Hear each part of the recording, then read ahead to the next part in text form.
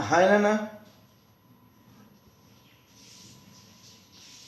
We were learning about the uses of ammonia. In our previous video, we learned about the uses of ammonia gas. Now we will learn the other parts, other things. Okay. So here in this video, we'll start with the uses of liquid ammonia. What is liquid ammonia? Liquid ammonia is a liquid form of ammonia. When ammonia gas is subjected to very high pressure, okay, that means nearly 8 atmosphere at room temperature, okay, at room temperature. Okay, when NH3 gas, okay, is subjected to, when ammonia gas is subjected to very high pressure at room temperature, what happens? So that ammonia gas will convert into liquid ammonia.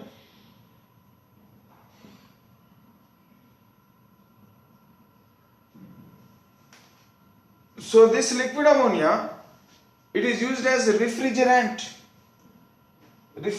in ice plants, that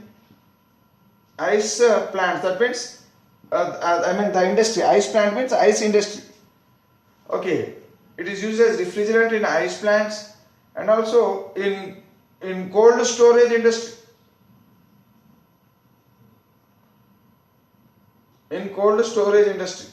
See, generally this cold storage industry is used to store the the material which are obtained from the plants like fruits, vegetables, etc. They are stored in cold storage plants. So in these plants or else in these industries, this liquid ammonia, it is used as a refrigerant. Why liquid ammonia is used as refrigerant? Because this liquid ammonia, it possesses some physical properties. The physical properties of liquid ammonia, it is very suitable to be used as a refrigerant. See, this liquid ammonia, it is highly volatile. It is highly volatile liquid.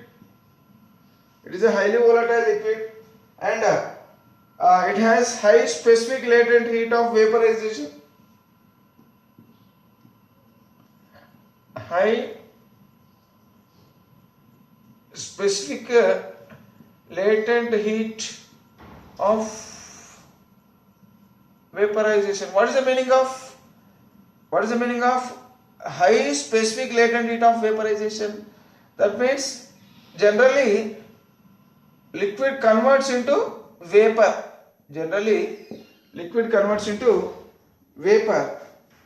When does this liquid convert into vapor? When it absorbs this liquid, when this liquid, it loses large amount of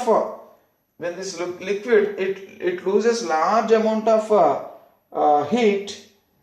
If it loses large amount of heat, what happens? When a liquid, it absorbs large amount of heat, it converts into vapor. That means when a liquid is heated, what happens? That liquid will convert into vapor. So here, generally latent heat of vaporization means the amount of heat required to raise 1 gram of water or else 1 gram of this liquid to 1 degree centigrade. Okay, so that heat is said to be latent heat of vaporization. So generally, the substance which is possessing high latent heat of vaporization will absorb large amount of heat to convert into vapor. Okay, so those liquids which can absorb large amount of heat to convert into vapor, so such liquids are said to be having high specific latent heat of vaporization. Okay, some liquids they convert into vapor even by absorbing little amount of heat also. But here liquid ammonia or else this liquid ammonia, in order to convert into vapor, it has to absorb large amount of heat. For example, if there is a fruit, so now here it is liquid ammonia. So this liquid ammonia, if it has to convert into vapor, so this liquid ammonia should absorb large amount of heat from the fruit. Upon absorbing large amount of heat from the fruit, then only this liquid ammonia will convert into vapor. So that means this fruit is losing its heat. When it loses its heat, what happens? That fruit will not spoil. Okay, that means the fruit will remain fresh. So in this way, because of high specific latent heat of vaporization, so this liquid ammonia, it is used as refrigerant, because this from this substance it is absorbing heat. So all this substance is losing its heat. That means it will become very cool. So in this fashion, in this way, this substance is acting as a refrigerant. Okay. So like this, we can explain why it is used as refrigerant, because it can absorb large amount of heat, as it is having high specific latent heat of vaporization. So this liquid ammonia, it can be used as what? This liquid ammonia can be used as refrigerant. Or else I can take heat this side. Liquid will form vapor. Liquid will form vapor by absorbing large amount of heat. So if I put this heat this side, then I am using plus. If I take this heat that side, I have to use minus. Say here for liquid ammonia, in order to convert into ammonia vapors, so it will lose how much amount of heat? Sorry, it will absorb how much amount of heat? It will absorb 5,700 calories of heat. Okay, so that means this liquid ammonia, to convert into vapor, it will absorb this much amount of heat. Okay, so this is very high because of this value. So this liquid ammonia is said to be having high. That means 1 gram, every 1 gram of liquid ammonia will absorb this much amount of heat to convert a liquid ammonia into vapor. Okay, right. And one more thing. See, already we have learned one more physical property. What is that one? So this ammonia gas is, when it is subjected to very high pressure at room temperature, it will convert into liquid. So this is also one of the property. Okay, right. Next, one more thing. So this liquid ammonia, it reacts as it is a refrigerant. So generally in cold storage plants, or else in ice plants, or else even in fridges, if ammonia is present, what happens? That ammonia will leak. It will leak into the atmosphere. So accidentally, if ammonia leaks into the atmosphere, generally ammonia will leak into the atmosphere. So if it leaks to the atmosphere, finally it reaches to the ozone layer. This liquid, the ammonia, if it is leaked into the atmosphere, finally it will reach to the ozone layer, which is present in the stratosphere, and it starts reacting with the ozone.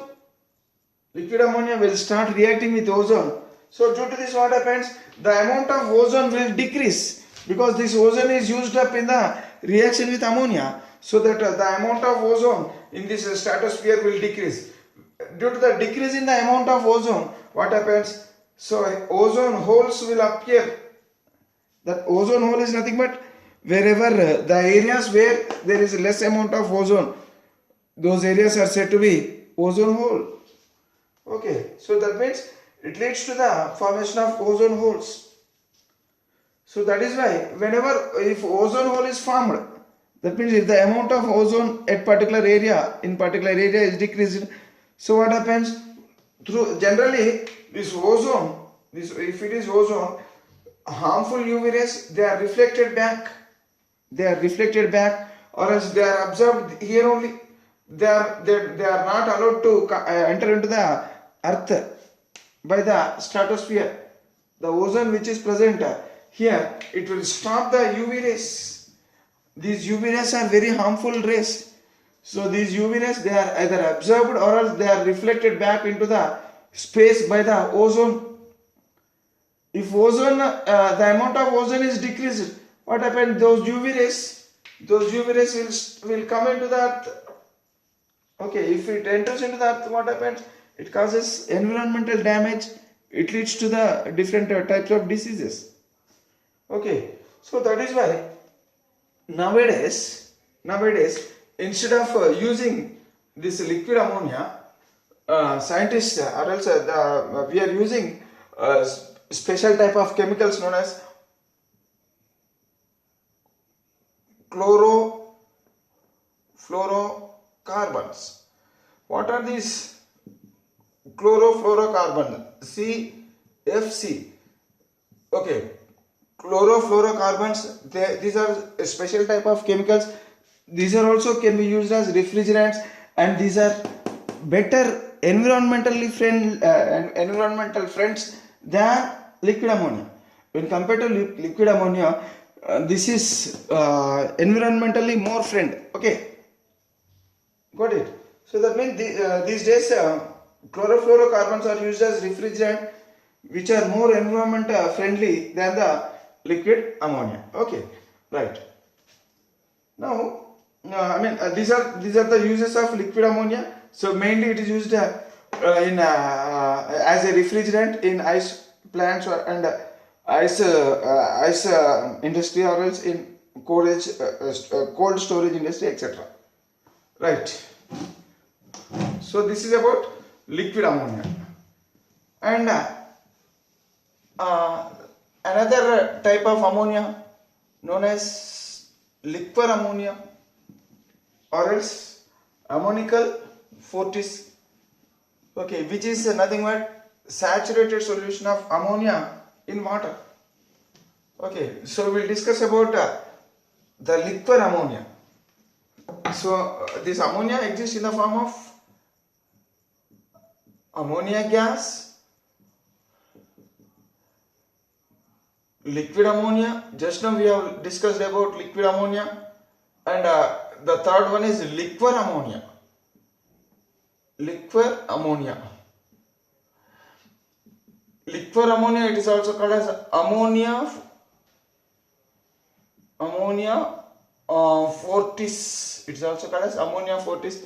It is nothing but the saturated solution of ammonia gas in water.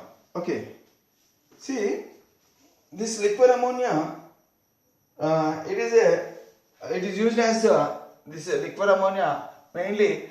It is used as a cleaning agent. Okay, it is used as cleaning agent. Okay, here generally, for example, cleaning agent, for example, to remove grease stains,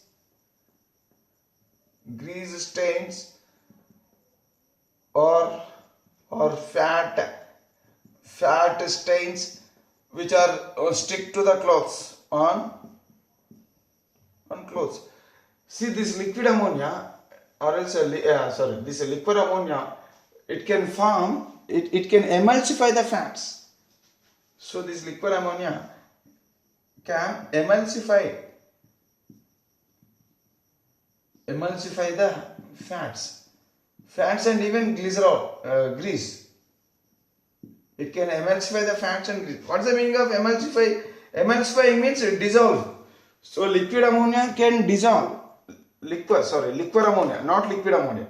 Liquid ammonia, it can dissolve fats as well as grease. Okay, it can emulsify and break down. Emulsification means breaking down the fats and grease into very small particles.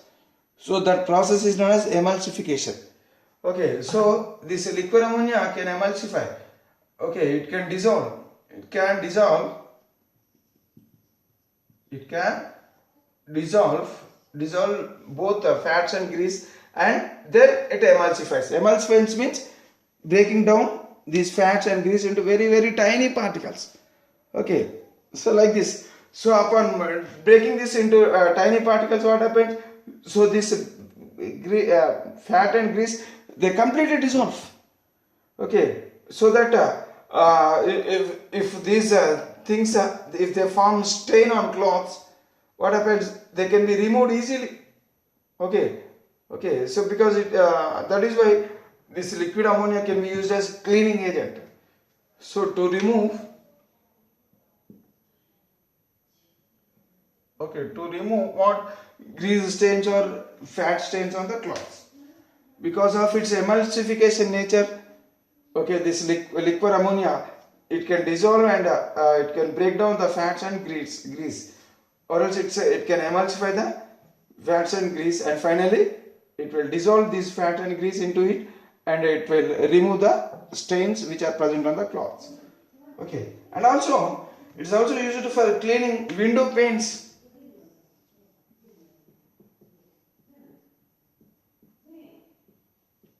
To clean window panes. Okay, and also to clean porcelain articles. Okay, to clean porcelain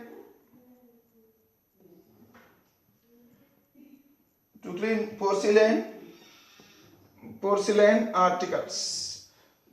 Porcelain is a material. It is one type of material which is used to make different articles like cups, vessels, etc. So those in order to clean those porcelain articles, liquid ammonia, it is useful because it can remove all the different types of stains. Okay, so that is why liquid ammonia is used to clean porcelain articles. It is used to clean window panes, etc. So hence we can call this liquid ammonia as a cleaning agent. Okay, right. So with this this uses of ammonia is finished. Now we will learn about the tests of ammonia gas. Different tests, how to identify. So based on the different tests, this ammonia can be identified. So test for ammonia gas.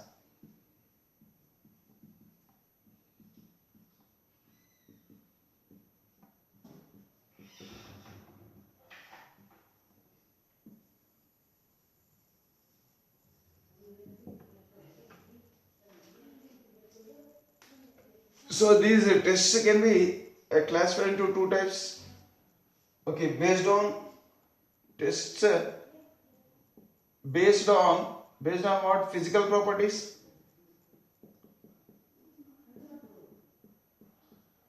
The tests based on physical properties, and the tests based on chemical properties.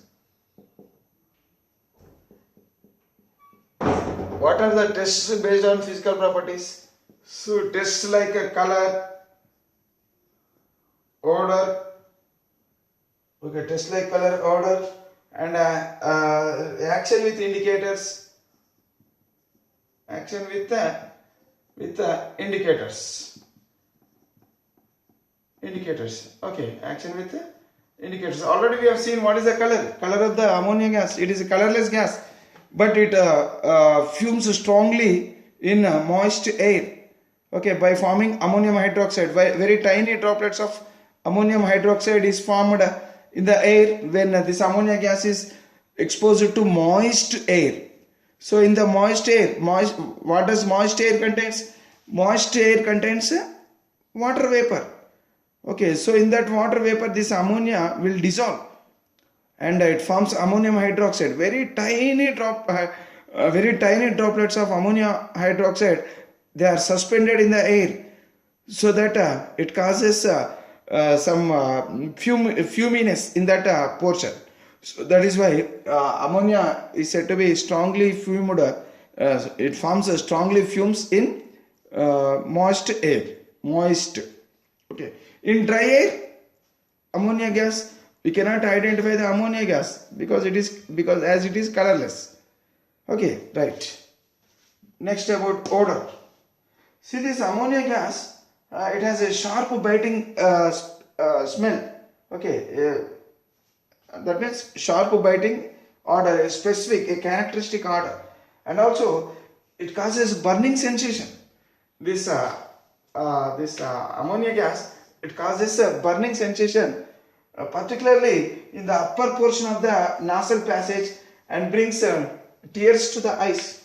Okay, so I mean here we can tell that sharp biting smell,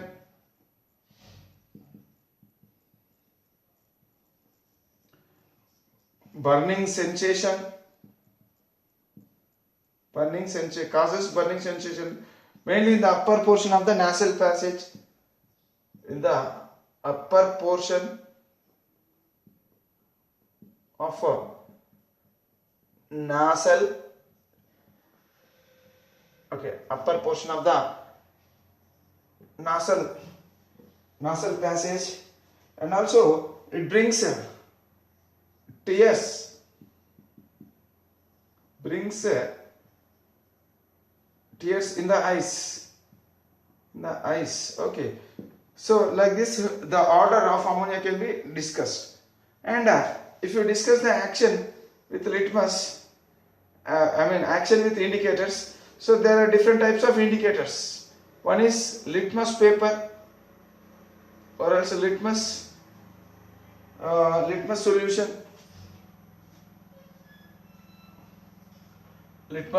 or else even litmus paper we can take. We have to take moist litmus paper,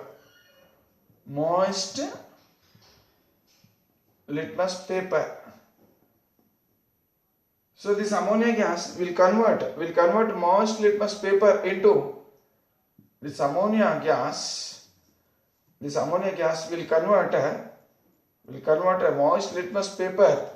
It will change the color from red to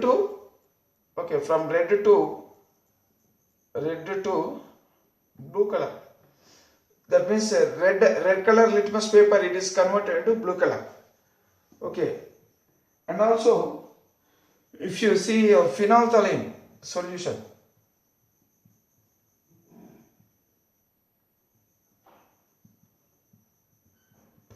phenolphthalein solution, generally phenolphthalein solution, it is a colorless, but the colorless phenolphthalein solution, it will turn to pink. Okay, colorless to pink. Okay, originally it was colorless. Phenolphthalein, it was originally colorless. So this ammonia, when it reacts with phenolphthalein, so that phenolphthalein will convert into pink color. Okay, the colorless phenolphthalein solution, it is changed to pink. Next, methyl orange. Methyl orange is also one of the indicator. So here, when ammonia reacts with methyl orange, so originally it is orange in color. Methyl orange, originally it is in orange color. When it reacts with ammonia, then it will convert into red color. Sorry, yellow. That methyl orange, it will turn from orange to yellow. Okay, so methyl orange will turn from orange to yellow color. Next another indicator, turmeric. See, actually turmeric, moist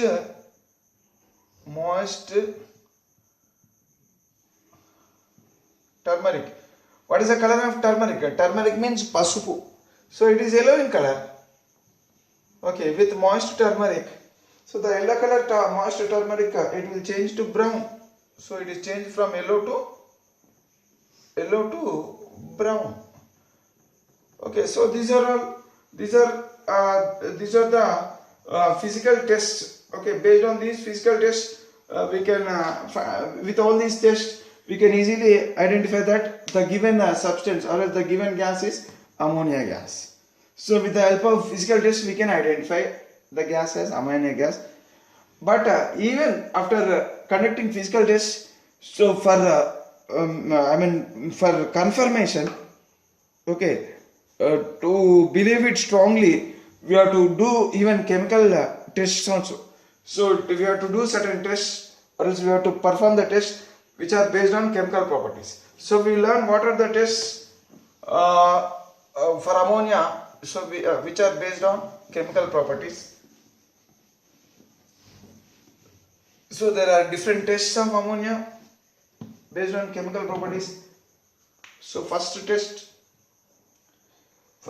is just in order to test the ammonia gas. Suppose if there is a gas in a jar, we don't know what is this gas.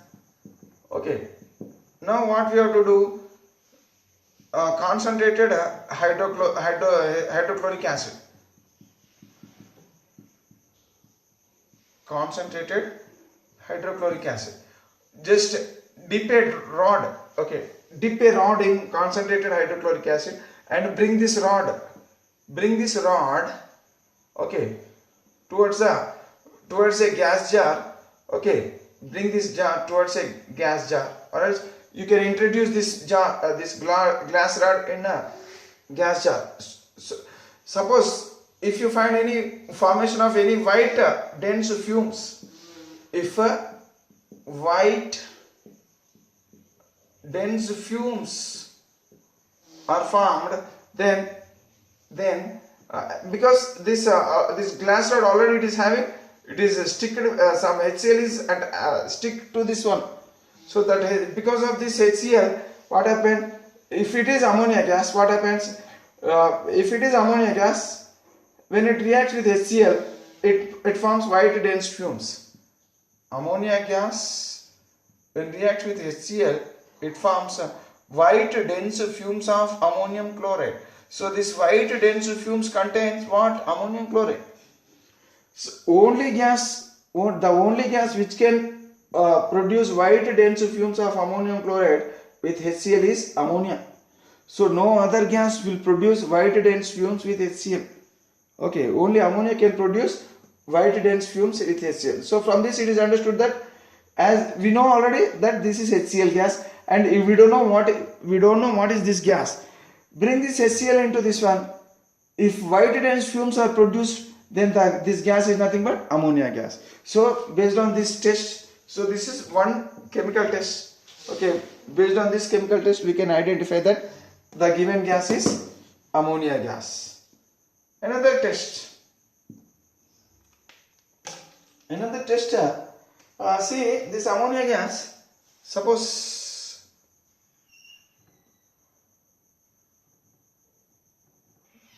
this is copper sulfate solution.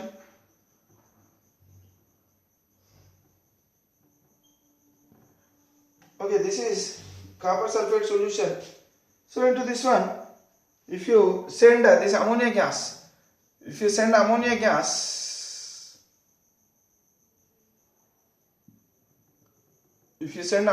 into this one, what happens? So here you will find a pale blue, okay, a pale blue colored precipitate is formed. A pale blue color insoluble substance is formed. This one will react with the copper sulfate solution. Ammonia gas will react with copper sulfate solution and produces a precipitate. Okay, pale blue precipitate is formed. So if a pale blue precipitate is formed with copper sulfate solution, okay, then we can come to a conclusion that it is ammonia gas. But still for further confirmation, we have to send excess amount of HCl. When excess amount of HCl when excess amount of ammonia is passed, what happens with the limit amount of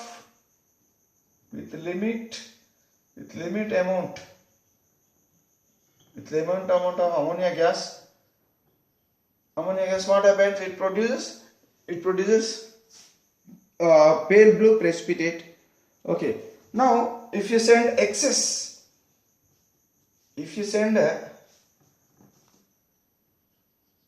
amount of ammonia, what happens? This with excess amount of ammonia, this will dissolve. This excess amount of ammonia will dissolve the pale blue precipitate. So that means the precipitate is dissolved. Okay, and due to this, what happens? This solution, entire solution, will convert into deep blue solution. Okay, deep blue color solution is formed. So actually, this pale blue colored precipitate initially, which was formed, it is nothing but copper hydroxide, copper 2 hydroxide. It is nothing but copper 2 hydroxide, CuOH taken twice. But due to when excess amount of ammonia is sent into this one, so this excess amount of ammonia will dissolve. The excess amount of ammonia will dissolve this precipitate, and this entire solution will convert into deep blue color. Okay, this excess amount of ammonia, what happens? It dissolves the what pale blue precipitate and converts the solution into deep blue, and converts the solution into deep blue. Okay, so that means finally a deep blue solution is formed. What is this deep blue solution contains? This deep blue solution, it is nothing but tetramine copper sulfate. Okay, copper 2 sulfate. So already we have seen in our previous video. Okay, so what is this deep blue solution? This deep blue solution, it is nothing but tetramine copper 2 sulfate. A complex is formed. A complex substance is formed. Okay, due to the formation of complex substance, so this solution will appear very deep blue color. Okay, deep blue solution. So if you see the reactions occurring in this one, so what are the reactions which are taking place in this test? Initially, when ammonia is passed into copper sulfate, this ammonia, with a little amount of ammonia, when it is passed into copper sulfate, what does it form? It forms copper hydroxide. So actually copper sulfate solution. Solution means it contains water also. Okay. So what happens? So it forms a copper hydroxide. Okay, copper hydroxide is formed. Along with the formation of copper hydroxide, it forms ammonium sulfate. Ammonium sulfate. So this copper hydroxide, it is nothing but what? A precipitate, pale blue precipitate. Okay, pale blue precipitate which we got initially we got one precipitate. So that precipitate is nothing but copper hydroxide. Okay, now what happened? So with excess amount of ammonia, so now what happens if you send some excess amount of ammonia into this one? With excess amount of ammonia, both of them will react with each other. Okay, both of them, these two will react with each other in the presence of excess amount of ammonium solution, ammonium hydroxide. Or else if you pass excess amount of ammonia gas, when excess amount of ammonia gas is formed, so this one will react with this, okay, and even this one also, and finally forms a complex is formed.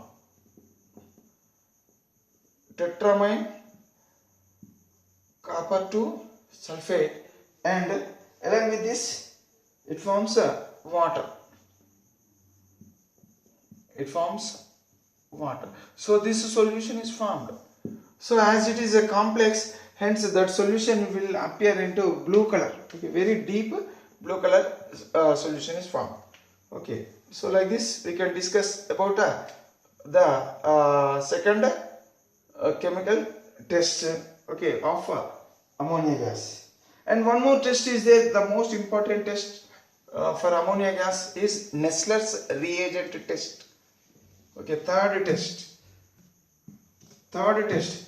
Okay, we have seen three tests. One is concentrated HCl. With concentrated HCl, this ammonia gas will form what? White dense fumes. White dense fumes. This is first chemical test, and second test chemical test is with copper sulfate solution.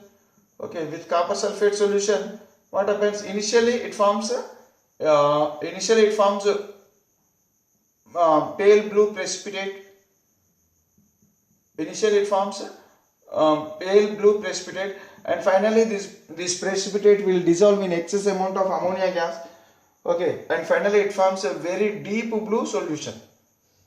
Deep blue solution is formed. Now we learn about the third test. Third test is it is called as Nessler's reagent test. So Nessler's reagent, Nessler's Nessler's Nessler's reagent. What is Nessler's reagent? Nessler's reagent, its formula is K2HgI4. Actually, this Nessler's reagent solution, it is a colorless solution. It's a colorless solution.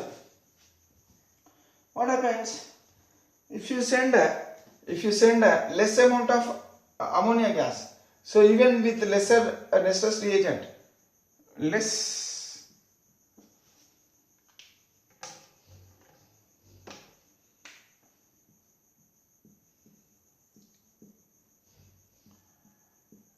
amount of ammonia, okay, with Nessler reagent plus Nessler reagent,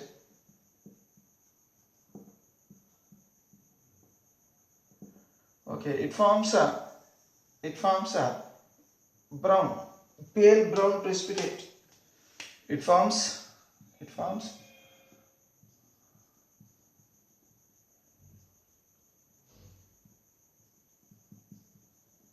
okay, so less amount of ammonia.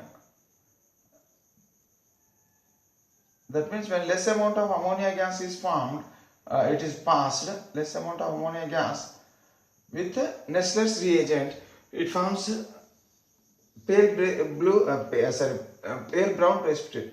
So now after formation of pale brown precipitate, if you send more NH3 gas, that means with excess amount of NH3 gas, what happens? This this one will convert into, here it won't form precipitate. Initially it forms solution, pale brown solution it forms. Okay, it forms that solution, the reagent solution. Okay, so what happens? This solution will convert into pale brown solution, and with the excess amount of ammonia gas, when more ammonia gas is passed, what happens? In this solution, you will get a brown colored precipitate. Okay, a brown colored precipitate is formed. A brown colored